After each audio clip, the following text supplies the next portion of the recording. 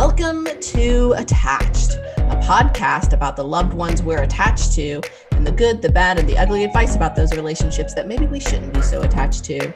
We here at Attached want to share ways to enhance your relationships and debunk all of that bad relationship advice using the science. The science. Ooh. It's the science, yes. We are naming it. We are identifying it. I am Dr. Patricia Robertson out of the University of Tennessee. I am Dr. Jacob Priest from the University of Iowa. I'm Dr. Sarah Woods, technically faculty at UT Southwestern Medical Center in Dallas, Texas, though I've been mostly working remotely thanks to this pandemic. Yay! You said that like we're supposed to cheer, but I don't really think that's supposed to be our emotional reaction. I'm keeping my community safe. Woohoo! Today, Jacob's going to bring us something freaking fantastic in pop and culture. Then in the academic deep dive segment, we're going to discuss the academic article, The Psychological Toll of Emotional Work in Same-Sex and Different Sex Marital Dyads. And then in good or bad advice, we are going to discuss some advice that I found on the social medias. I'm using the a lot today. We got some Instagram, we got some TikTok, and we got some Twitter. We're doing all of it. As always, if you have advice that you'd like us to talk about, send it in. You can email us at attachedpodcast@gmail.com, tweet us, Facebook us, Instagram us at attachedpodcast, or just go to the attachedpodcast.com website and send us a message there. Also, we are now on YouTube, so please like and subscribe to our YouTube page in addition to liking and subscribing to whatever platform you're listening to this wonderful podcast on at this very moment. Also, remember, please rate and review. We would appreciate it greatly. We have a really big day today lined up for you, but before we get to all of that goodness, how are you guys doing? I'm doing pretty well. I want to share what I've been doing this weekend because I kind of feel like it's along the lines of like Trisha washing her hair with, was it flour? What were you using for? I don't remember. Yes, it was rye flour. It's called No Poo trend. It's very good. I don't know why you're talking about it with such disdain in your voice. We got a lot of listener questions and comments about that episode and your flour use. Yeah. Well, so I follow a subreddit called Science. Ooh. Because, we like science around here. And it's really cool because people post different articles from all over. But you also know that I have 5 cats, right? And I do know that, yes. Two of them are very feral. They were born underneath our deck and wandered into our home, but one of them we still have yet to pet. But anyway, this is a long, convoluted story, but I'll get to the point. Yeah, we have Reddit, we have science, and feral cats. Go on. And also my using hair flower shampoo. That's right. So somehow don't worry. It'll all come back around. It's coming back around. Okay, I trust you. I trust. So there was this article that I linked to, and sometimes I don't do the best job of like reading the whole article, but it was about cats. And the article said that if you squint your eyes and then you slow blink at cats, there's research to suggest that they'll actually view you as more friendly and be more likely to hang around you, right? So I didn't get past the headline, so I spent the whole weekend we have this, I spent the whole weekend squinting and slow blinking at my cats. And nothing happened. I was so mad. After it wasn't working the whole weekend, I went in and read the whole article, and they actually did a randomized control trial where they randomized certain people to look at their cats and slow blink and others just to sit there. Okay. And the cats actually were more likely to approach the people that were slow blinking, but it's not working for me and I'm so frustrated. Our youngest cat has not gotten closer than 3 feet to me in like a year and a half since it's been in our house. So if any listeners out there have better ways than slow blinking at cats to get them surely there are better ways than slow blinking at cats. I'm really trying to build but go on. It's like the ultimate example in I was social talking to rejection. Chelsea Like, about it. my gosh. I think what I'm most curious about Oh, is anyway. the intro to this story, Jacob. You Sure. suggested that it was like my hashtag no poo. So go on, tie that bit together. But you know where he's headed. We only read the headlines. No, I feel like it's like one of those weird, quirky things that we do Oh, because I we see. read something about it Okay. that's like better for the environment. Yeah, And even though it's like only like one study or like one thing that's happened, we're like, Yeah. oh, I got to try this now. See, it all comes back together. Oh, yeah. So I I was mean, gonna tie that in, it's a Patricia. nice positive reframe. I was thinking that It's my hair washing routine was like blinking at cats. I couldn't quite tie it together, but you did a good job. You did a good job. No, I don't feel so bad. Yeah, you're good. No, that's good. Well, send in advice that's about good. how That's to get a feral cat to like you. Maybe doesn't involve slow blinking. I like it. What you got? Nothing as exciting as actually, I feel like I have the opposite. I feel like I am building close social relationships with all of my like online shoppers, all of my like delivered to your house shoppers. Aw. I've not been in a grocery store. Wait, see, okay. So I feel like that was the same reaction though that Jacob's concerned about. I feel like we're getting closer. Like yes, I haven't been in a grocery store since, the end of February. I have thankfully brave people who are going out into the world and getting groceries and life supplies for us, and we get some of the same repeat shoppers, and I feel like we're just getting really close. Nice. And I feel like there are indicators of the kind of relationship we would have in real life. At them? No, that's creepy. There is no research to suggest they will become closer friends with me.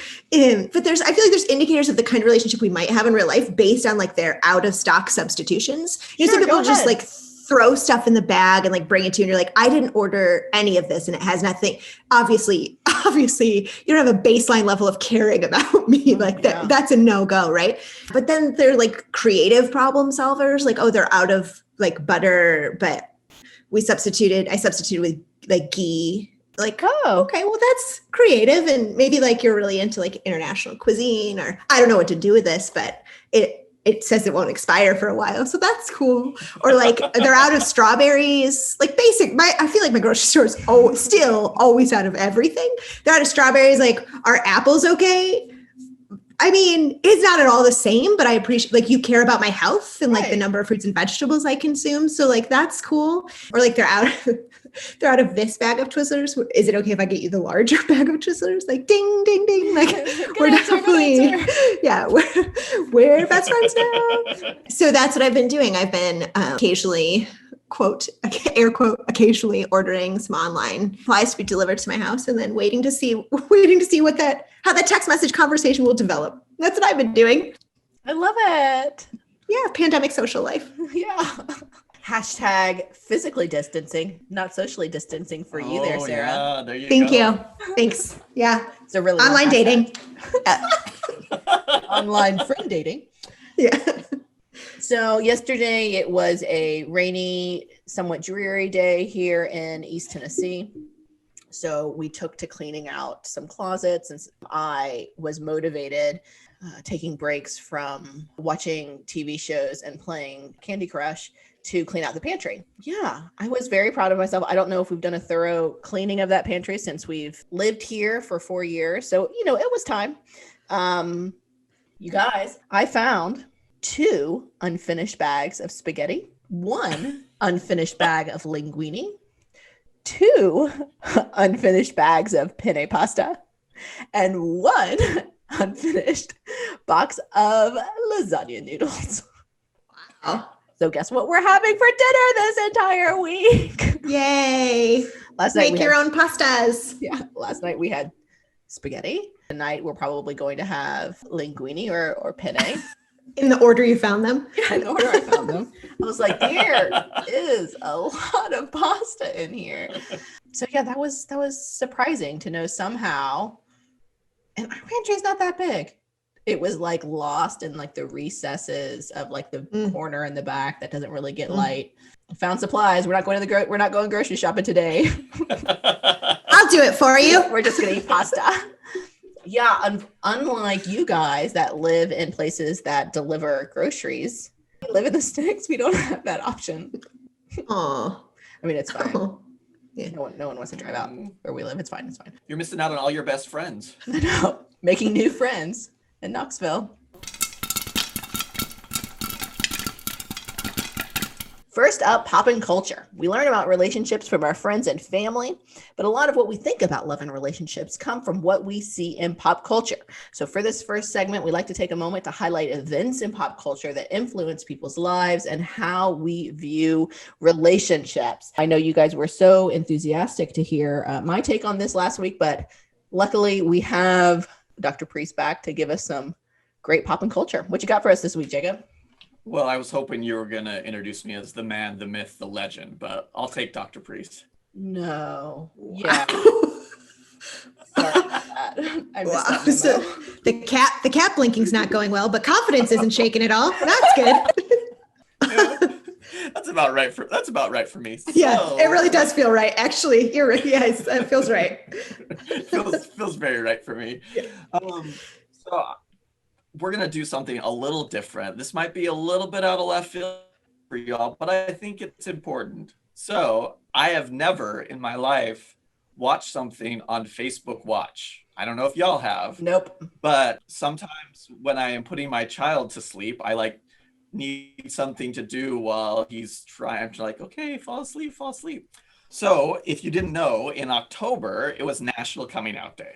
So hopefully when you hear this is still going to be on Facebook. You should look for it because it's an awesome, 30-minute, it kind of follows this guy who is actually a trained marriage and family therapist in his journey coming out to his friends and family. And it's hosted by Demi Lovato and Tan France, two people who are just amazing and have really funny and great conversations. But in thinking about that, I really wanted just to provide some guidance on the other end of that. So a lot of people don't know what to do when somebody comes out to them. I think it's important if somebody comes out to you that you kind of know how to navigate that, to lend them your support, show them that you care and support them. So this is kind of different in terms of pop culture. So have you all ever heard of Safe Zone? I did that training. It's been a lot of years now. Yeah. Talk to us about it. Yeah, so Safe Zone is kind of LGBTQ training program that really helps to get basic knowledge about people who identify under the queer umbrella and ways in which you can have conversations around privilege, and you can have conversations around what it means to be queer identified and all those types of things. And it's really great. It's free. You can download it. They have videos you can link to. It's all really great. But one of my favorite handouts, and whenever I talk in the community about this, I make sure to go over, is one that they have on the do's and don'ts of coming out, which I really like because similar to what we do on this podcast, it has good advice and bad advice. So I just want to read these really quick. So we'll link to this on our social medias, as Patricia likes to say. So check this out on Instagram, Twitter, Facebook, all that fun stuff. But so here are the do's and don'ts. If someone comes out to you, don't say, I always knew, or downplay the significance of their sharing with you. Don't go tell everybody bragging about, quote, your new trans friend. Right. Don't forget that they are still the person you knew, befriended, or loved before. Don't ask probing questions or cross personal boundaries. And then finally, don't assume you know why they came out to you. So those are the don'ts. And here are the do's. Do know that this is a huge sign of trust. Do check in on how confidential this is. Nice. Do other people know? Is it a secret? Do remember that their gender/sexuality is just one dimension of many of who they are.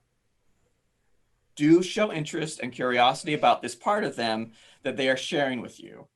And do ask them how you can best support them. Nice. Really nice. Like so those. Yeah, I love them. They're very concrete. They give you some simple do's and don'ts.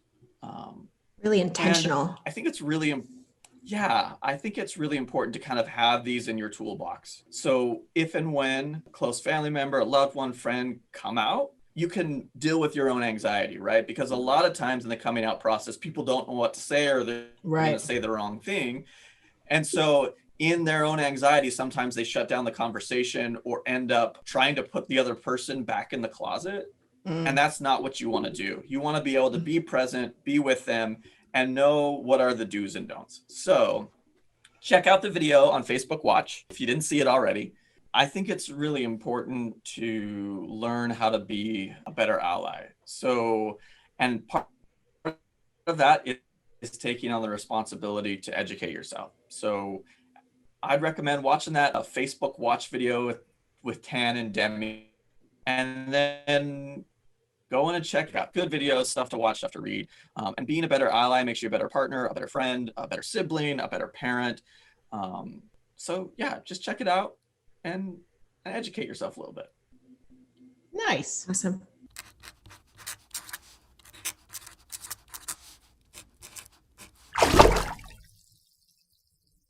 Now we're going to move to the academic deep dive segment and talk about an article titled The Psychological Toll of Emotional Work in Same-Sex and Different Sex Marital Dyads, written by Dr. Deborah Umberson at the University of Texas, Austin, Dr. Micah Beth Tomir at the University of Alabama at Birmingham, and Drs. Amanda Pollitt and Sarah Mernez at UT Austin. Recently published in the Journal of Marriage and Family, these authors explored a topic we've gotten a lot of feedback about from our listeners: emotional labor. I think our very first episode or second episode, we kind of talked about emotional labor, so I'm glad we're coming back to it. These researchers use the term emotion work and define it as work intended to bolster another person's emotional well-being by reading and managing that person's emotional needs. Emotion work is associated with better marital quality in couples because it helps partners get closer and become more intimate.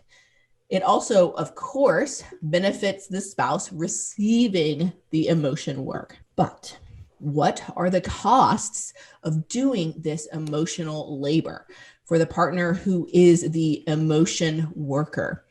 There are some indications that it might be stressful and undermine the psychological health of emotion workers, who the authors point out are more likely to be women than men. Even in same-sex marriages, where women married to women do more emotion work and value it more than men married to men. And the stress of emotion work may be especially intense in couples where a spouse has a bigger need for this kind of emotional support because they have depression, for example. Because research hasn't actually explored how emotion work affects the mental health of the partner doing the emotional labor, nor how gender might play a role in this, these authors jump in right here.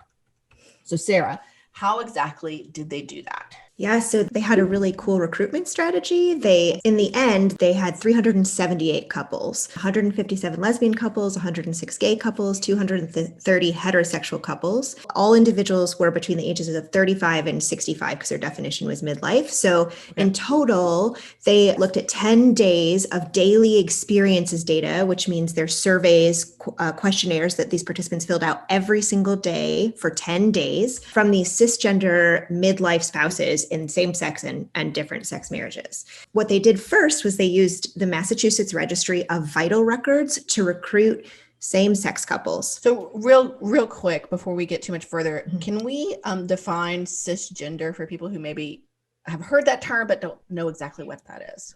So how they're defining it here in order to answer the research question about how gender plays into the dynamics of emotion work in couples is they have recruited participants who identify as male and female and that matches their sex assigned at birth. They first used the Massachusetts Registry of Vital Records to recruit same-sex couples, and they started in Massachusetts because it was the first state in the United States to legalize marriage for same-sex couples in 2004, which is cool. Brilliant. They pulled same-sex couples who'd been married between 2004 and 2015 from that public vital records list and met the midlife age requirements, and then invited them to participate in the study through letters that they mailed to their home. And then they asked those couples, which is how they got most of their same-sex couples, and then they asked those couples to refer same-sex or different sex couples who also met the study requirements, which is how they got the remainder of their same-sex couples.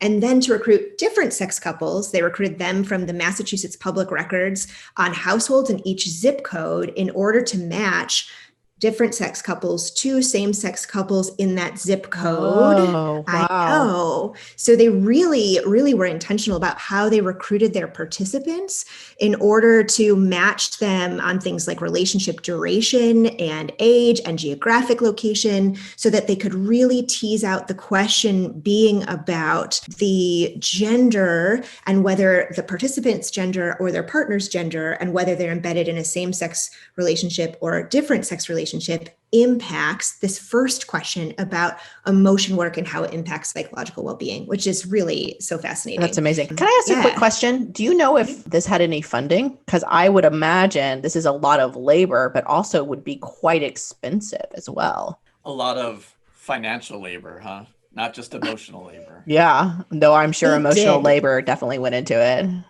Yes, they have a few different grants that they list on this paper, one of them being a grant from the National Institute on Aging that was awarded to the first author. So Wow, they also okay, have made this nice. data publicly available so that for researchers who are interested in looking at the sample, it's publicly available. Yeah, and because they started in Massachusetts, people who were married there, it meant that most of their couples were not living in Massachusetts, meaning they just had to be married there to be recruited. And then many of them had moved outside the state, which is a little bit more kind of geographic variation too. So then each of these days where they surveyed both of these partners and these couples, they measured their psychological well-being, their positive and negative affect, depression symptoms. They could then tell whether the participant's spouse had clinically significant levels of depression symptoms. That makes Because sense. part of their question was, does my doing emotion work for my partner impact my mental health negatively? But is that impact even more intense if my partner is depressed, has a larger perceived Right. need for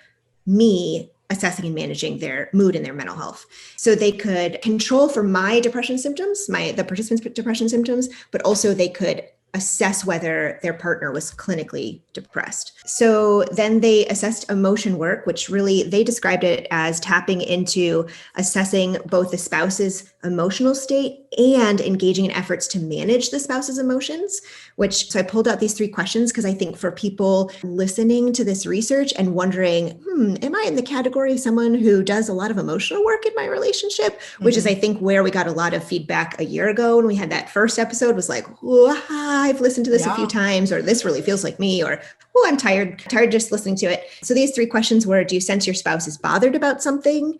Do you suggest solutions to your spouse's problems? And do you try to improve your spouse's mood? Which they weren't just yes, no questions. They asked them on a scale, but it's not just about, am I keeping track of it, but am I also doing something about it? Interesting. Yeah. So then they controlled for the day they responded, participants' own depression symptoms, like I said, whether there were children in the home, how long they'd been together, their education, race, employment, personal income, all the other kind of demographic factors that may impact psychological well-being.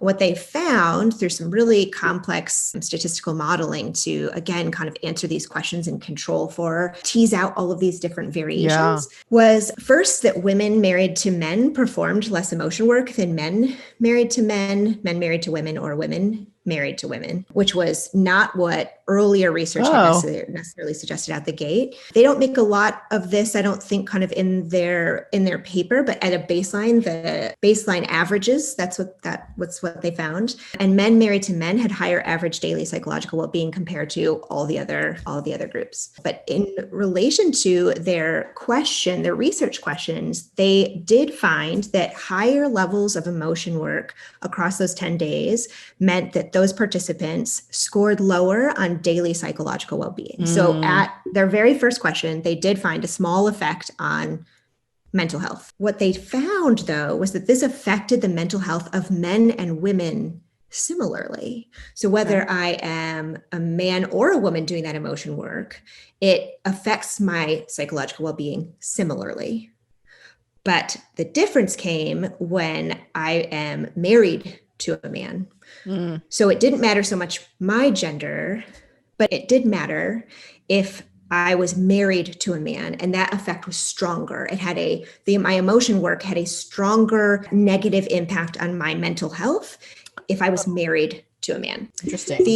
Yes. And the association was weaker for women married to women, which they have some ideas about in terms of if there's maybe possibly some more reciprocation going on in those partnerships where both women maybe kind of value and do this emotional work. Yeah, maybe buffering against some of that negative impact on psychological stress if there's some of that buffering going back and forth. And potentially more equality in that relationship. Right. They then found that the negative effects on daily psychological well-being of doing more emotion work was greater for people whose spouse had more depression symptoms, which is what they hypothesized. Right. But that effect again was stronger for respondents married to a man, regardless of whether the respondent themselves was a man or a woman. Yeah, which is really interesting. So I really loved this paper. I've been waiting to talk about this paper because I think it, as a research study, is just really so fascinating. I think the question is really interesting. I think it has all kinds of implications for how we understand the process of what goes on in relationships. And I think that these findings really highlight bigger kind of relationship patterns. So we know that spouses are huge sources of emotional support, but it's possible that part of why that is that people generally list a spouse as a number one or very enormous source of emotional support is because of that emotion work that is going on. We actively watch for and manage each other's emotions to try to improve how our partners feel, but that is not always an even process. So my question is, how is that reflective of relationship inequalities that might be observable in other domains too? And is that part of what impacts my psychological well-being as well? That this inequality in how I'm doing more emotion work may be reflected in other things that I'm also doing more of that's weighing on me. Or even just simply perhaps the perception that this is an imbalance could also weigh heavily on your psychological distress, recognizing that you're doing so much more of the work. And they're not necessarily capturing patterns outside these 10 days, right? So it could be that my partner has a really hard time at work that cues into my needing to support them, and that wears on my psychological well-being. But if it is indicative of larger patterns of inequity in relationships, you could see how that could eventually negatively impact marital quality over time, let alone my health and well-being. Yeah, because this really, I think the big takeaway is that this comes with a cost for the mental health of the partner doing the emotion work, but especially if they're partnered with a man. Yeah. So the take home I'm getting is if you do have a choice, make sure to marry a woman. Make sure we are the superior. No, wait, that's right. Wait, that's not it. That's not it. I'm not sure that they don't have necessarily an answer for that, but possibly that men may be less likely to kind of pick up on that going on and reciprocate. But I think what is also really important is this takeaway that if you're partnered to someone in this study with depression, your well-being is going to be much more intensely affected because as I understand these findings, or as I see them, mental health is part of the relationship. It's part of the relationship patterns, which is why there's other good research that couples therapy can be indicated for depression when somebody has some serious issues with their mood going on or chronic stress, or whether or not they've been diagnosed with depression because they don't know whether or not these participants had clinically been diagnosed or were getting other kinds of care. Couples therapy might be helpful to kind of create some more balance in the relationship and not wear and tear on the mental health of the person who's trying to do all that support. But I also think it's important to consider that seeking treatment for depression, especially if you are a man in a culture where I think there's a lot of dominant discourses about masculinity, making it so that men are less likely to kind of admit that they are stressed or struggling or sad or lonely or etc. Seeking treatment for that could be not only so important for your own health, but really also valuable potentially to protect your partner's mental health. Yeah, I love those takeaways. In reviewing the study, Sarah, I thought it was just so like the process of recruitment, like you were highlighting, was really, really well done and really thoughtful, and good for them for doing that. And I really like that last takeaway you're talking about, right? The systemic nature of mental health and mental illness. That if you think you being depressed is just going to affect you, especially as a dude, like that's not the case, right? If you are depressed, people are going to put in time and effort, energy, especially if they care about you, try to help you feel better. And I think it's really important, especially as dudes, that we realize that something that we need to do is take care of ourselves, take the initiative, because if you are feeling down or depressed, that is not just going to affect you and what's going on with you, but will also likely affect your partner. And if you outsource the responsibility of your depression, your sadness to your partner, that is going to affect them as well. So taking that personal responsibility, and a lot of time men do get that opt out of like, oh, I don't have to take care of myself because somebody else will take care of me. But that is going to undermine what you potentially want in your relationship. So I really, this was an awesome find, Sarah, and I'm glad you brought it, because it's a really important piece of work. And I really commend the authors for what they did in it. So fantastic. Hopefully they will become my new best friends, like my DoorDash people. I know. We just need to like start. Don't be creepy. Don't be creepy. Don't be Note to self. Don't be creepy. Be cool. Be play cool. Play cool. They're gonna be our best friends. It'll be cool. They'll be cool. It's fine. So you don't live too far away from Austin. That's fine. We can totally do this. It's true. Yes, so true. Pandemic over. New best friends. Let's go. Could you autograph my paper? Authors, don't be scared. Don't be scared. The takeaway, we just... Wait, did we just undermine everything we just said? Yeah. It's fine. No? Yeah. What? I got a yes and a no. Woohoo! Boo! Woohoo! Yeah! Finally, time for good or bad advice. When we talk about pervasive relationship advice in our culture, we hear relationship advice from parents, families, friends. We see advice about how to be in relationships from movies and TV shows. And we read endless advice spewed at us on social medias, blogs, and all those numerous top 10 lists. But a lot of it just actually isn't good advice. This is the part of the show when we use science, mind you, to decide if the advice is good or bad. If you have seen or heard some advice you'd like us to talk about, send it to us. Email us at attachedpodcast@gmail.com or tweet us at attachedpodcast, or tweet us, Instagram us, Facebook us at attachedpodcast, or just go to the attachedpodcast.com website and send us a message. While you're at it, please like and subscribe to our podcast on your favorite podcast app or YouTube, and share it with your loved ones, or maybe people you don't like so much. That's fine. Just get the word out. It's fine. It's totally fine. So today, ladies and gentlemen, I bring to you some wonderful things for us to discuss. I'm not saying it's wonderful advice. I'm saying it's definitely stuff for us to discuss, and good or bad advice. So first off, an Instagram post that was sent to us, surprisingly through Instagram. I know that's going to be a shocker. It's from at Black and Married.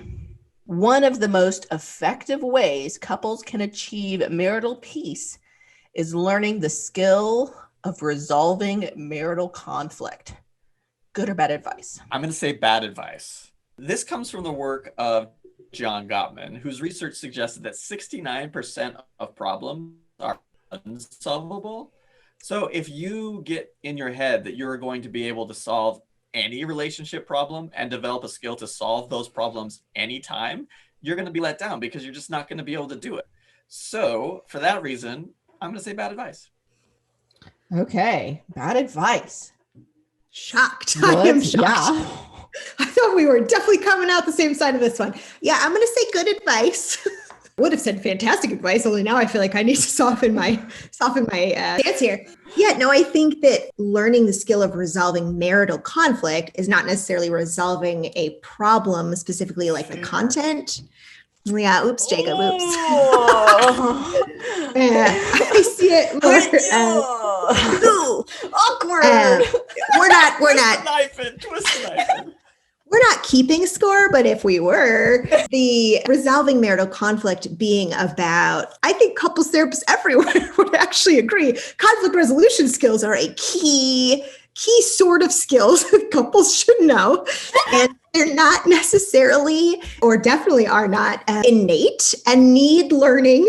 I can't even break this down in a way that makes it more easy to understand. It's good advice. Otherwise, you kind of get stuck in your same patterns over and over and over about, as Jacob is describing, the same exact issues. To get yourself out of those arguments, yes, you need good conflict resolution skills. So I think that this is good advice, but I do take Jacob's point that there is research that says couples tend to have whatever they are arguing about. It tends to be the same thing throughout their entire course of their relationship. So knowing that, I think, is important, and finding skills to help have better communication around whatever those problems are that probably aren't going to change in your relationship is key. But I understand where Jacob's coming from. Sometimes we're just not right. I was about ready to get back my PhD after that one. Thank you, Sarah. That would have been a fine reaction. I mean, that wouldn't have been an overreaction at all, Jacob. That would have been completely proportional. Okay, so next, it's from the Twitters. I'm pretty sure that's what the kids call them. At Alplicable, clever man. If you're starting to date someone new and you're excited about them, in all caps, text them back when you see their text. Don't do that. I'm going to sit on it for a while, for a bit, so I don't seem too eager. Nonsense. Good or bad advice? I'm going to say good advice, because I think that, Sarah, thanks for the thumbs up. Thanks for reinforcing now that I have no confidence left. Poor Jacob. I think if... Is that true? Do you not have confidence? Is that true? Slow blink at them. If you're interested in dating, just slow blink, squinty blink at them. Maybe they'll come closer. Over a text, that won't be creepy at all. I think if you're really wanting to build a relationship, you don't want to base it on trying to play games or trying to show that you're not interested. Clear, consistent messages about how you feel and what's going on for you are important. I think maybe the only time when you would slow your roll on a text message, if you're going to say something reactive or something angry or something you regret, it might be good to take a pause there. But hopefully, if you're just starting to date somebody and you're excited about them, you're not super angry with them at the beginning. Yeah. But, that might be considered a red flag. Yeah, that might be. But for the most part, good advice to say like, oh, hey, actually, true story. When my wife and I first started dating, she's like, Jacob, you need to respond to text message in a more timely manner because you're really bad at it. I was like, I know, I'm sorry, I'll get better. And I have tried ever since then to respond in a timely manner. So this is good advice. I haven't succeeded. I've just put in a little bit of effort. As if it's a skill that is so hard to master. As if people have been giving you feedback about that for 15 years. Your poor wife doing all that emotion work. Oh my goodness. I'm going to just jump in here and also say good advice. I think that there's this tweet is referring to like the basic startup of relationships, right? That if I believe you're romantically interested in me, it's going to predict that I am more romantically interested in you. So there is no advantage to not communicating. So good advice. If you like someone and you see their text, hey, text them back. But I do take Jacob's point that like the only time not to like respond is when you're feeling reactive and you maybe want to calm down a little bit before sending text message full of hate words. So the next one I have is from the Ticks and the Talks. It is a comedian named Daniel Sloss, S-L-O-S-S. He is from Scotland. And if anybody knows me, they know that I'm a sucker for that Scottish accent. So I'm pretty sure his comedy's good, but I also really like his accent.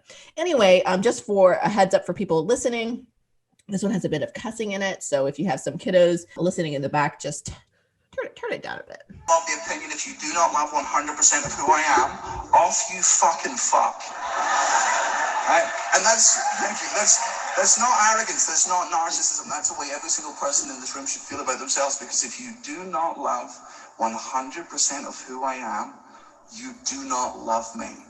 You love an idea of me which you have falsely fabricated in your heads, and it is not my fault if I do not live up to those expectations.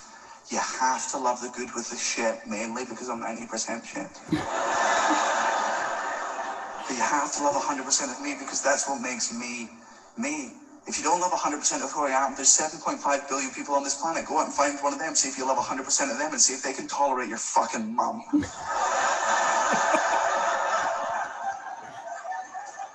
Because I'll love 100% of you. I will. Even the bits that annoy me, I'll still love them because that's what makes you, you. That's who you are to me. Good or bad advice? If you love someone, you love 100% of them. If not, off you fucking fuck. So before I answer this, I'm going to Okay. say he's conflating two ideas. Okay. Right? This idea of love and commitment. Right? You can be committed to somebody and say, that means I'm going to accept this relationship and you, despite some of the parts that annoy me. That doesn't mean I love them.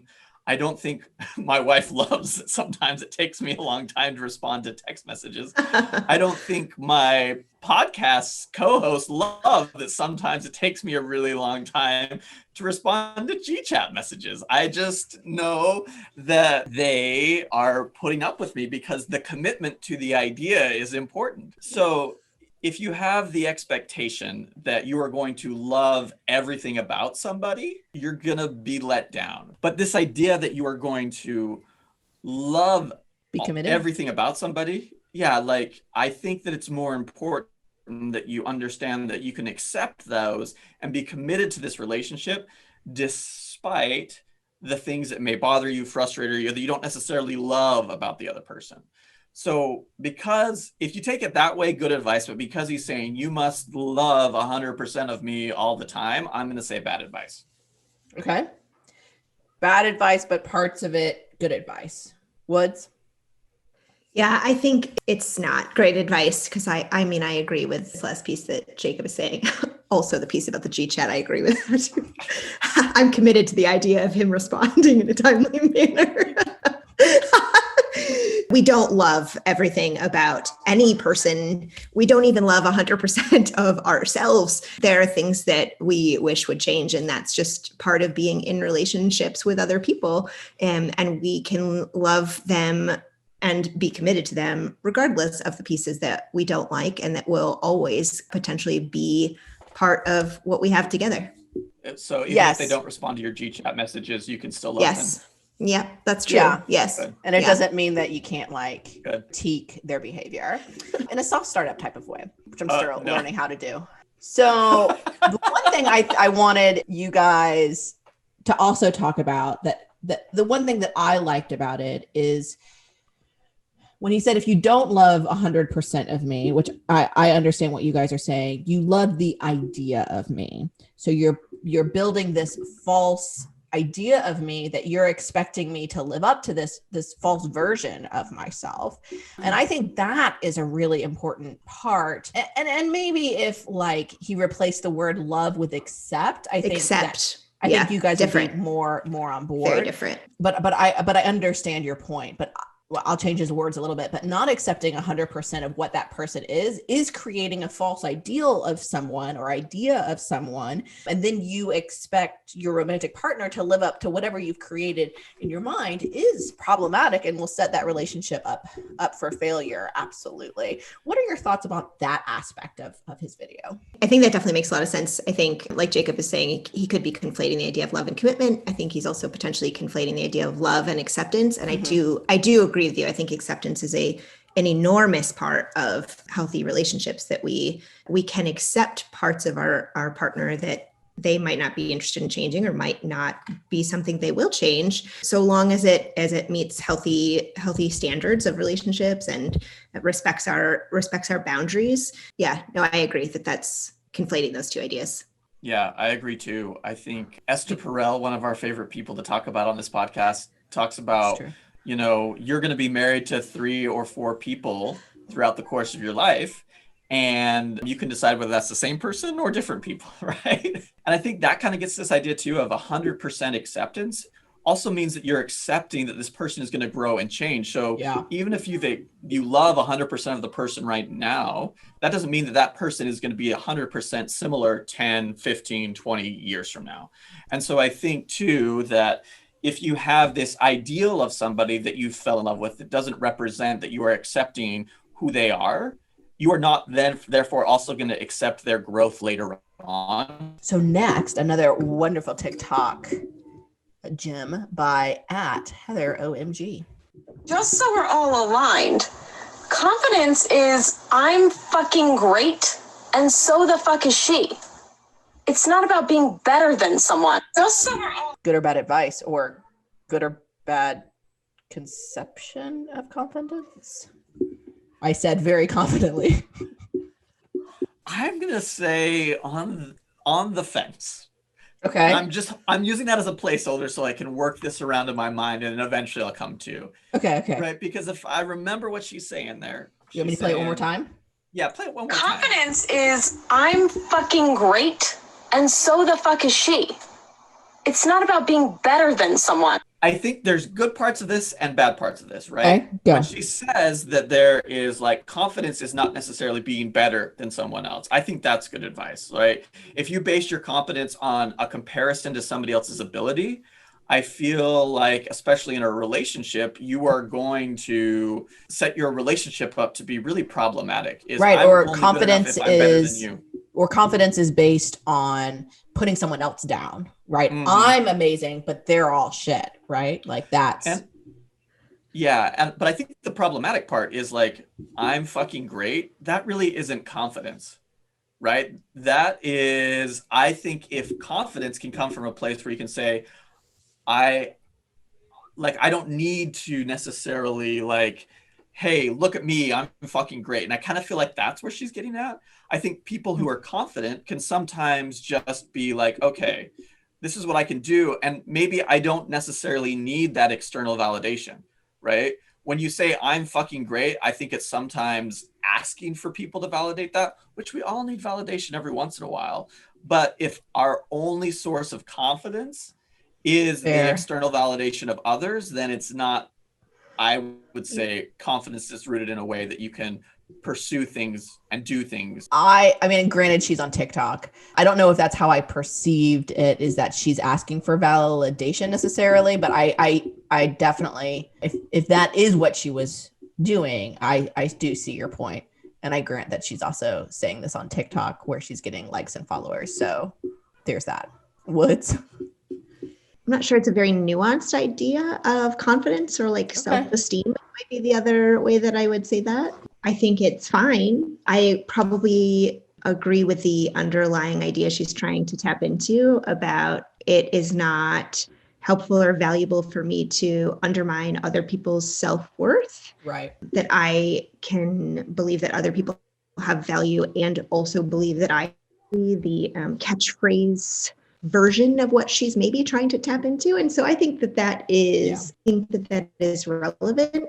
I also think relationships, it can probably be healthier if my confidence and my self-esteem isn't contingent on know my own worth and my strengths and my weaknesses, and that's not contingent on what other people think of me either, is probably also what I would add. So we're saying, I think as a group, on the fence, this has both positive and negative, or good and bad advice qualities. I think the underlying message we think is good advice, but it seems like the way it was delivered was a little bit, kind of rubbed us a little bit the wrong way.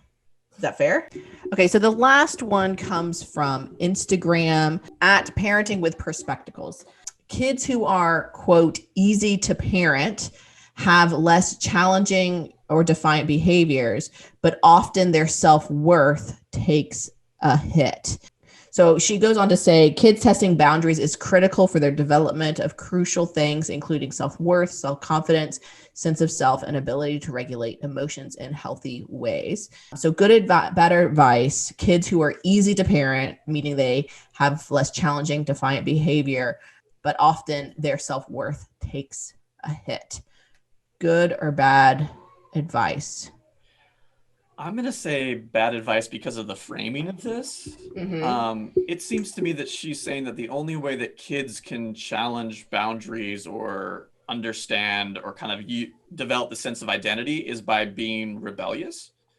And I think in some ways, yeah, right? Like, yeah, that can be part of it, but also oftentimes it's the system itself saying that maybe things that are normal are actually defiant or bad, right? Like, so I think that it is important for kids to test boundaries, to explore who they are.